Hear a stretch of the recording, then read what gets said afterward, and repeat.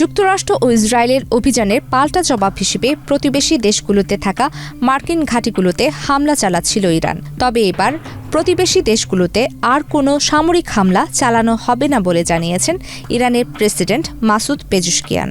তবে শর্ত হিসেবে তিনি জানিয়েছেন, যদি সেসব দেশের ভূখণ্ড ব্যবহার করে ইরানের উপর কোনো হামলা চালানো হয় তবে ইরান পাল্টা ব্যবস্থা নেবে। পদ্মা সেতু, মেট্রো রেল এবং এলিভেটেড এক্সপ্রেসওয়ে নির্মাণের গর্বিত অংশীদার বসুন্ধরা সিমেন্ট। গতকাল ইরানের অন্তর্বর্তীকালীন লিডারশিপ কাউন্সিলে এই সিদ্ধান্তের অনুমোদন দিয়েছে বলে প্রেসিডেন্ট পেজেশকিয়ান নিশ্চিত করেছেন।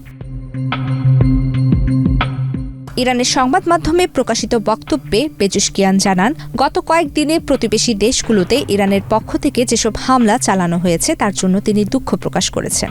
ওইসব হামলার ঘটনায় তিনি দেশগুলোর কাছে ক্ষমাও চেয়েছেন। প্রেসিডেন্ট বলেন, ইরানের অন্তর্বর্তীকালীন নেতৃত্ব পরিষদ গতকাল সিদ্ধান্ত নিয়েছে যে প্রতিবেশী দেশগুলোকে আর লক্ষ্যবস্তু করা হবে না। তবে যদি কোনো দেশ ইরানের উপর হামলা শুরু করে তবে তার জবাব দেওয়া হবে।